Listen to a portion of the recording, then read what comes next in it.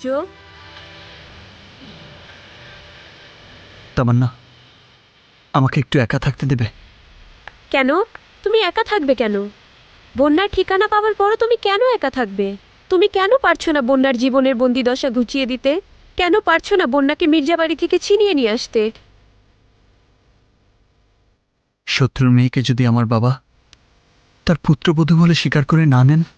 যে বাবা এতদিন পর তার সন্তানকে ফিরে পেয়েছে, সে নিশ্চয়ই তার সন্তানের ভালোবাসাকে মেনে নেবে। না তামান্না, আমি যতদূর জেনেছি এই দুই বংশের শত্রুতা অনেক দিন ধরেই চলে আসছে। আমার বাবা এত সহজেই এটা মেনে নেবে না। কিন্তু বন্যা, তার কথা কি তুমি একটিবারও ভাববে না?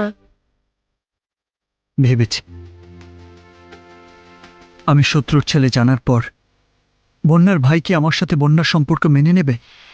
বন্যা কি পারবে তাদের তিন পুরুষের শত্রুতার ইতিহাস ভুলে যেতে?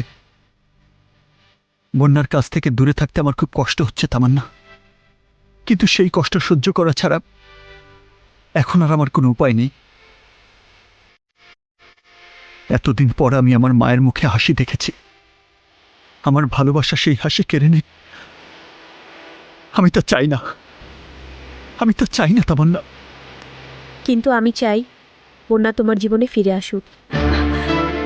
তোমরা আমাকে খুন করে ফেলো, কেটে আমাকে পানিতে ভাসিয়ে দাও, কিন্তু এই রাসেলকে বিয়ে করতে বলো না। রাসেল ভালো ছেলে, শিক্ষিত, এমবিএ করা। ডিগ্রি যতই থাক, তাই বলে আপা মনে ওই ঘাড় তেরা টাকলুরে বিয়া করবো নাকি? তুই চুপ কর। বন্যা, কি করতে চাও তুমিই বলো। ভাবি, ভাবি তুমি একটি বার আমাকে তুর্যর কাছে যাবার সুযোগ করে দাও। কি বলছো? আমি সুযোগ করে দেব?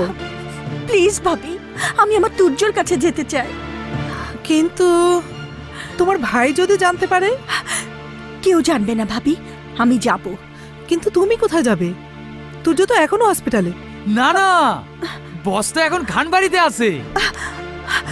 তুই জানলি কি করে? কি যে বলেন না পামনি, ওই বাড়িতে আমার ময়না কাম করে না। তুই আমাকে খানবাড়ি পর্যন্ত নিয়ে যেতে পারবি? পারুম মানে অবশ্যই পারুম। ভাবি প্লিজ ভাবি, তুমি ভাইয়াকে সামলিও, আমি যাবই। ঠিক আছে চিকন। আপনি কোনো চিন্তা করবেন না ভাবি সাহেব, মনে করেন আমরা এখন খানবাড়িতেই।